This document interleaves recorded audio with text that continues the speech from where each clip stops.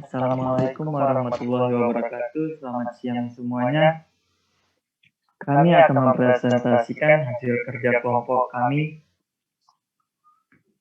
yaitu berjudul Teori Perusahaan dan Organisasi Industri. Yang pertama akan dijelaskan oleh teman saya, Anastasia Wira. Untuk Anastasia, dipersilakan. Kompetisi sempurna. Pasar persaingan sempurna adalah model pasar yang paling klasik dan paling sering digunakan dalam analisis ilmu ekonomi. Model ini telah dianggap sebagai teori dan secara luas digunakan untuk meramalkan keadaan ekonomi. Kadangkala struktur pasar ini dibedakan antara istilah persaingan murni dengan sempurna. Murni adalah kurang sempurna ketimbang sempurna. Pasar jenis ini secara struktur dianggap ideal karena terdapat banyak penjual maupun pembeli, sehingga secara otomatis harga pasar terhadap suatu barang atau jasa akan terbentuk dengan sendirinya. Next.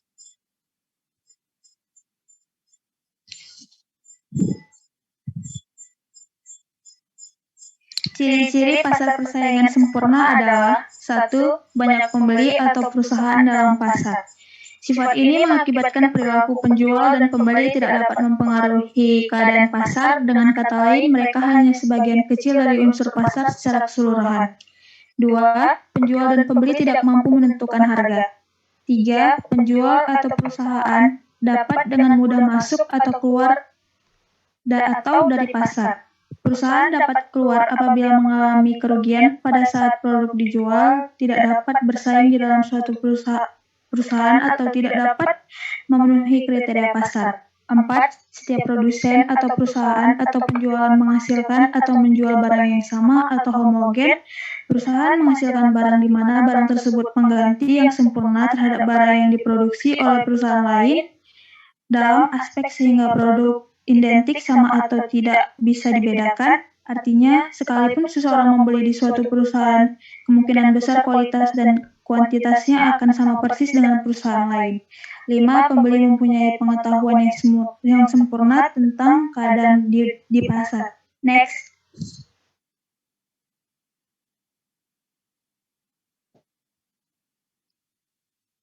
Biaya produksi, permintaan, dan penawaran dalam pasar persaingan sempurna. Dalam menganalisis usaha perusahaan untuk memaksimumkan keuntungan, terhadap dua hal harus diperhatikan, yaitu biaya produksi yang dikeluarkan perusahaan atau total cost dan hasil penjualan dari barang yang dihasilkan 8 perusahaan itu atau total revenue. Seorang produsen akan menghadapi kurva permintaan yang berbeda di pasar persaingan sempurna dibandingkan yang dihadapi oleh produsen di pasar lainnya. Next.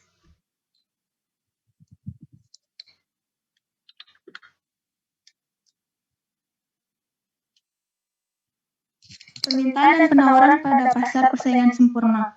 Tingkat harga dalam pasar persaingan sempurna ditentukan oleh permintaan dan penawaran. Permintaan total atau total revenue perusahaan dengan jumlah output dikali harga jual, karena ketidakmampuan penjual dan dalam pembeli dalam mempengaruhi harga, price takers, maka harga secara otomatis telah ditentukan atau given oleh pasar.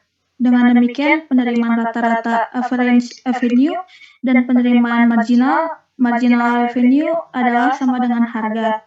Dengan demikian dapat digambarkan kurva permintaan dan penawaran sebagai berikut. Next.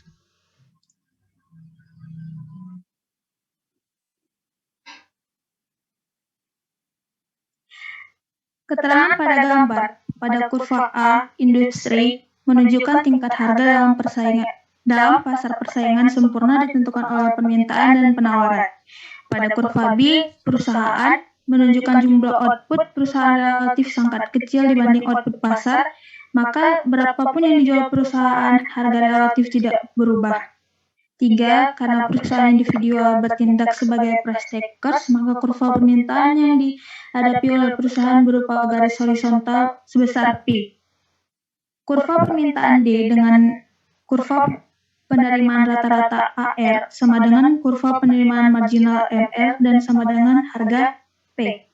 Kurva permintaan total berbentuk garis lurus dengan sudut kemiringan positif bergerak mulai dari titik 0,0. Next.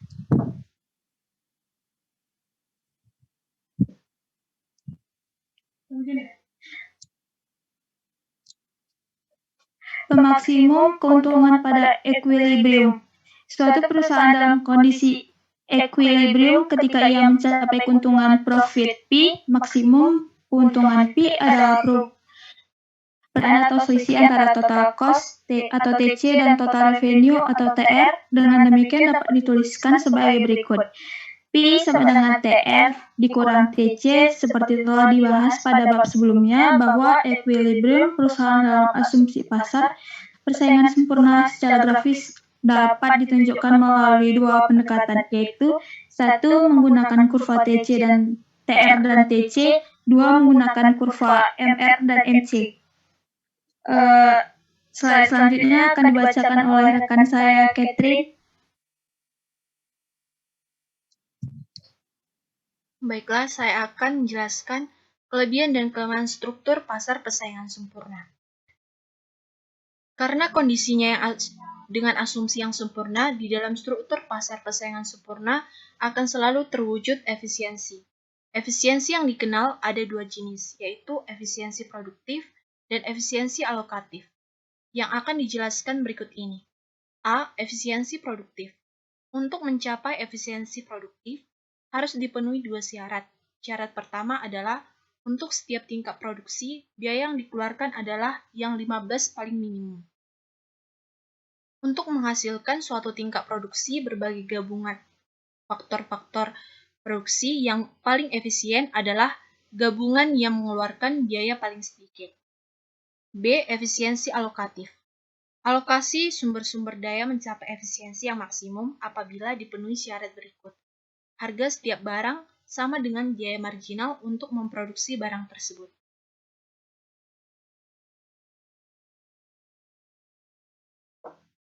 Berikut kelebihan dan kekurangan dari struktur pasar persaingan sempurna. Kelebihan yaitu yang pertama, tidak ada persaingan karena produk yang dijual bersifat homogen. Seperti ciri-ciri persaingan sempurna yang kita ketahui, bahwa setiap barang atau produk jasa yang dijual di pasar persaingan sempurna bersifat sama atau homogen. Yang kedua, para penjual tidak memerlukan iklan atau promosi. Karena dalam ciri-ciri pasar persaingan sempurna, disebutkan bahwa banyak pembeli dan banyak penjual. Tidak hanya satu atau dua pembeli, melainkan banyak. Sehingga penjual atau pasar tidak memerlukan lagi adanya iklan ataupun promosi. Yang ketiga, harga barang dan jasa dijual terjadi karena mekanisme pasar. Keempat, penentuan harga adalah berdasarkan transaksi tawar-menawar antara penjual dan pembeli. Harga tidak ditentukan penjual ataupun pembeli, melainkan supply atau demand atau harga yang sudah ada. Jadi, dalam hal ini, penjual sebagai price taker atau pengikut harga, di mana penjual menjual produknya sesuai dengan pasaran harga. Kelima, penjual dan pembeli bertindak bebas dalam bertransaksi. Selanjutnya adalah kekurangan dari struktur pasar persaingan sempurna. Yang pertama adalah minim inovasi, di mana dalam pasar persaingan sempurna tidak ada dilakukannya riset ataupun penelitian oleh penjual, baik melalui pengembangan produk dan lain-lain, sehingga dikatakan minim inovasi. Yang selanjutnya, pembeli mengalami keterbatasan dalam memilih barang atau jasa dikarenakan banyaknya barang atau produk yang sama. Yang ketiga, para pekerja cenderung menerima upah atau gaji yang rendah. Selanjutnya, terjadi konflik keadilan. Sering terjadi ketidakseimbangan dari masing-masing produsen sehingga terjadi konflik ketidakadilan. Profit maximization.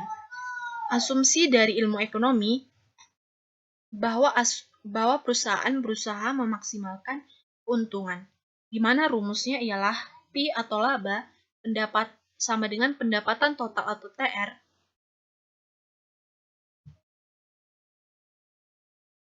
dikurang biaya total atau TC. Oleh karena itu, maksimalisasi laba terjadi pada kesenjangan terbesar antara total pendapatan dan biaya total. Perusahaan dapat memaksimalkan keuntungan jika menghasilkan pada output di mana pendapatan marginal atau MR sama dengan marginal MC. Bisa dilihat dalam diagram berikut ini. di mana diagram pertama adalah profit maximization, yaitu quantity dan price atau harga yang merupakan maksimalisasi atau maksimal dari keuntungan perusahaan atau laba yang diterima oleh perusahaan. Dan tabel yang kedua yang berbentuk lengkungan merupakan besarnya laba atau keuntungan yang diterima oleh perusahaan. Untuk memahami prinsip ini, maka kita akan melihat diagram di atas dan menyimpulkan bahwa yang pertama, jika perusahaan memproduksi kurang dari output atau MR lebih besar dari MC, oleh karena itu, untuk keluaran tambahan ini, perusahaan memperoleh lebih banyak pendapatan daripada membayar biaya dan laba total akan meningkat. Pada keluaran 4, MR akan lebih besar dari MC, oleh karena itu peningkatan laba hanya sedikit, tetapi laba tetap meningkat.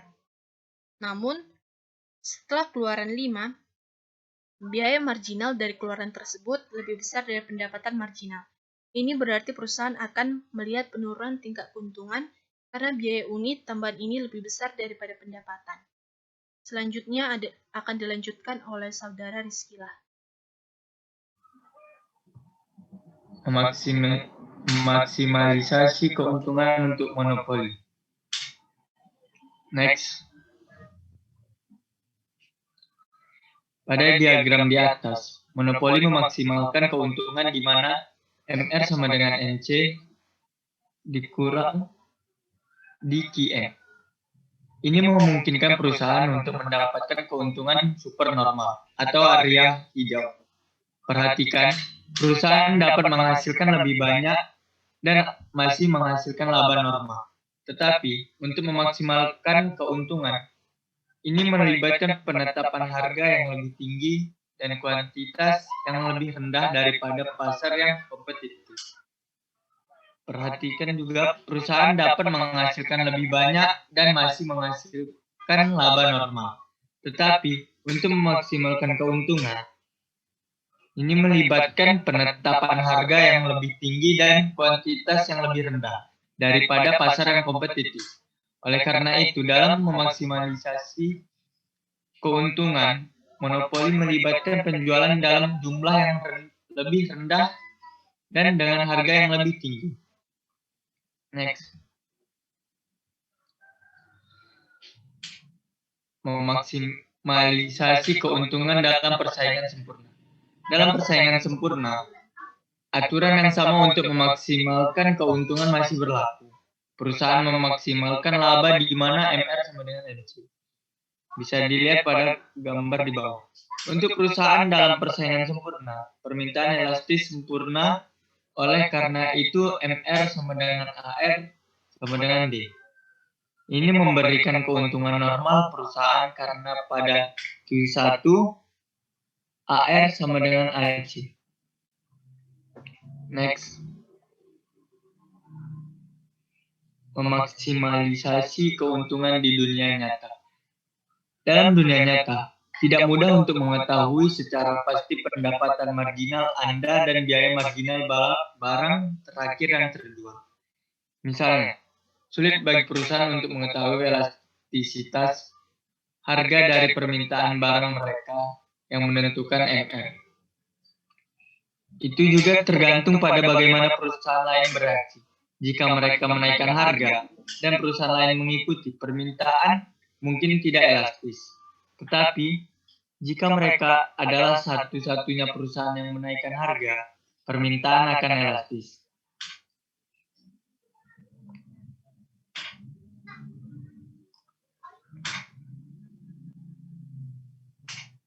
Sulit untuk mengisolasi pengaruh perubahan harga atas permintaan. Permintaan dapat berubah karena banyak faktor lain selain harga. Next. Selanjutnya, kurva penawaran pada persaingan sempurna. Kurva penawaran adalah kurva yang menunjukkan perkaitan di antara harga suatu barang tertentu dan jumlah barang tersebut yang ditawarkan. Kurva biaya marginal dari suatu perusahaan dalam pasar persaingan sempurna merupakan kurva penawaran dari perusahaan tersebut. Next. Pada jangka pendek, perusahaan akan memaksimalkan labanya dengan memilih posisi output yang memiliki harga sama dengan MC. Hal ini karena selama tingkat harga sama dengan nilai minimal biaya variabel rata-rata atau average variable cost atau AVC, maka keadaan tersebut merupakan kurva penawaran. Adapun selisih kurva ATC dan kurva AVC adalah AFC, karena AFC sama dengan ATC dikurang AFC dikurang AVC. Maka dapat disimpulkan bahwa untuk setiap tingkat harga di atas AVC tetapi di bawah ATC menandakan bahwa perusahaan mengalami kerugian setiap output yang dijual atau sebatas AVC. Hal ini terjadi karena harga belum bisa menutupi AVC, namun telah berhasil menutupi AFC. Meskipun harga lebih kecil dibanding ATC, bagi perusahaan lebih baik untuk menjual outputnya, karena pada tingkat harga tersebut perusahaan telah mampu membayar AVC-nya. Dengan demikian, perusahaan berharap menetapkan keberadaan produknya di pasar sehingga paling tidak bisa menutupi AFC. Apabila sebuah perusahaan tidak memproduksi sama sekali, maka akan bertambah kerugiannya sebesar AFC. Bukan hanya itu, bahkan bisa jadi AVC juga harus dibayarkan oleh perusahaan tersebut. Next.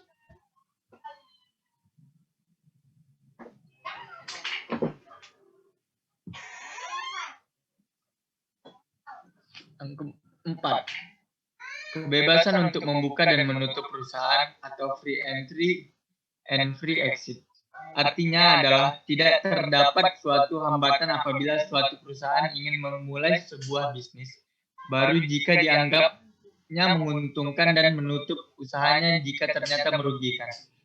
Tidak seperti pasar yang lain, yang mungkin ada keterikatan dalam membuka dan menutup pasar, misalnya dengan adanya surat perjanjian.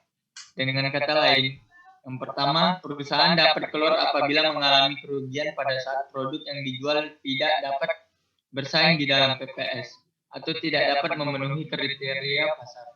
Yang kedua, perusahaan dapat bertahan di pasar karena merasa mampu menjadi perusahaan penyedia produk dengan kualitas tinggi dengan harga yang sesuai pasar. Selanjutnya akan dijelaskan oleh teman saya, Natalia. Natalia, dipersilakan.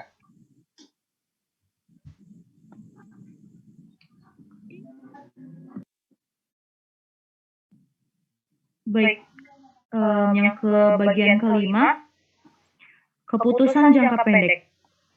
Tactical decision making atau pengambilan keputusan taktis biasanya juga disebut sebagai keputusan jangka pendek yang merupakan pemilihan alternatif dan harus segera dilakukan atau keputusan yang bersifat jangka pendek.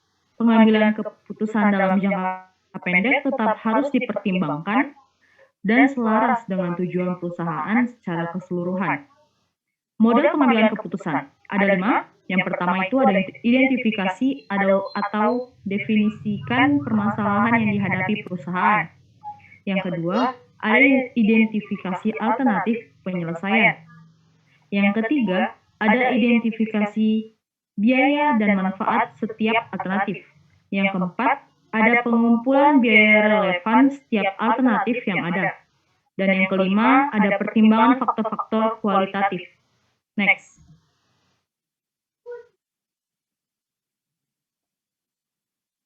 Kemudian ada jenis pengambilan keputusan jangka pendek. Ada 4 tahap. Yang pertama, membeli atau membuat sendiri. Kemudian yang kedua, menjual atau memproses lebih lanjut suatu produk. Ketiga, menghentikan atau melanjutkan produksi produk tertentu. Dan terakhir adalah menerima atau menolak pesanan khusus.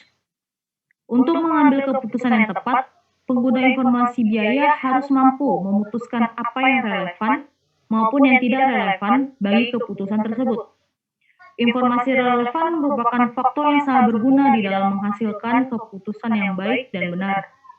Di dalam mengambil keputusan yang tidak terstruktur atau keputusan khusus, informasi yang sangat penting adalah biaya relevan dan pendapatan yang relevan dengan keputusan tersebut. Next.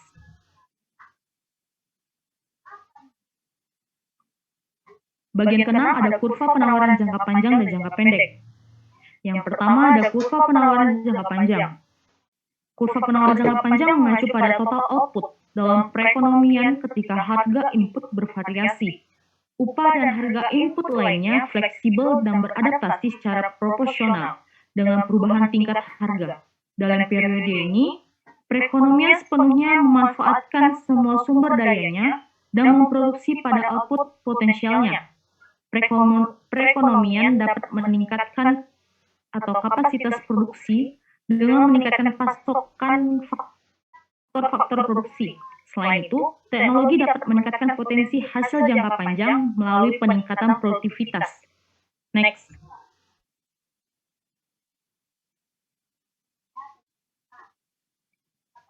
Dapat kita lihat, inilah kurva dari penawaran jangka panjang, yang dimana ada garis sumbu Y yang menandakan price level atau harga level, dan sumbu X yang menandakan real GDP, potential output atau keluaran. Kemudian, garis vertikal, long run, adalah garis yang menunjukkan jangka panjang. Sementara yang horizontal adalah jangka pendek dan short run adalah perbatasan atau tikungan antara jangka panjang dengan jangka pendek. Next.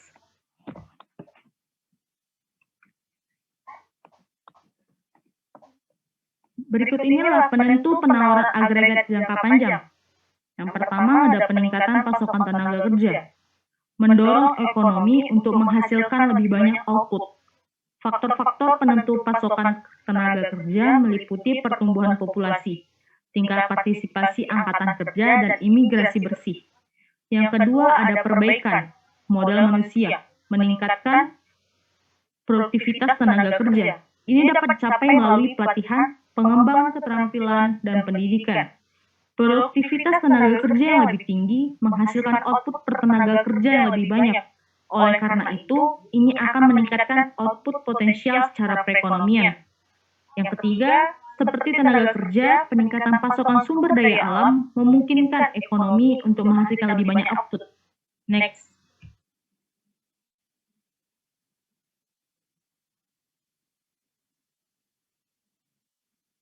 Selanjutnya akan dilanjutkan oleh rekan saya, Rifki Ahmadi Tambunan. Dipersilahkan kepada Rifki. 4. Modal fisik adalah unsur penting untuk pertumbuhan ekonomi. Investasi dalam properti, pabrik, peralatan baru meningkatkan kapasitas ekonomi dalam menghasilkan barang dan jasa. Dengan lebih banyak dan peralatan canggih, kerja dapat menghasilkan lebih banyak output daripada yang mereka bisa dengan peralatan yang lebih tua. 5. Kemajuan teknologi juga mempengaruhi produktivitas dalam memproduksi barang. Teknologi yang lebih canggih memungkinkan output per unit input yang lebih besar. Next. Selanjutnya kurva penawaran jangka pendek. Dalam jangka pendek, kurva penawaran agregat miring ke atas seperti yang ditunjukkan pada figur, artinya dalam periode 1 atau 2 tahun, naiknya tingkat harga keseluruhan dalam perekonomian cenderung menaikkan jumlah penawaran barang dan jasa. Sebaliknya, penurunan tingkat harga cenderung mengurangi jumlah penawaran atas barang dan jasa. Menurut Mankiw. Next. 3. Teori kurva penawaran jangka pendek. 1. Teori kekakuan upah, yaitu penawaran agregat jangka pendek yang miring ke atas adalah teori kekakuan upah. Menurut teori ini, kurva penawaran agregat jangka pendek miring ke atas karena dalam jangka pendek upah nominal sulit berubah atau kaku. Next. 2. Teori kekakuan harga, yaitu beberapa ekonom mengemukakan pendekatan lain terhadap kurva penawaran agregat jangka pendek yang disebut dengan teori kekakuan harga. Seperti yang telah dibahas, teori kekakuan upah menekankan bahwa upah nominal lambat menyesuaikan dirinya dari waktu ke waktu. Teori kekakuan harga menekankan bahwa harga berbagai barang dan jasa juga lambat menyesuaikan dirinya untuk menanggapi perubahan kondisi ekonomi. Next. 3. Teori kesalahan persepsi. Pendekatan ketiga terhadap kurva penawaran agregat jangka pendek adalah teori kesalahan persepsi, yaitu teori ini menyatakan bahwa perubahan-perubahan pada tingkat harga keseluruhan terkadang dapat menyesatkan produsen perihal apa yang terjadi dalam masing-masing pasar tempat mereka menjualkan produk-produknya.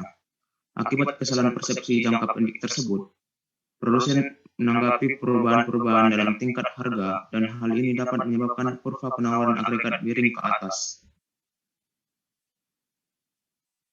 Saya akan beri kembali kepada moderator, yaitu Saudara Rizla Aulia.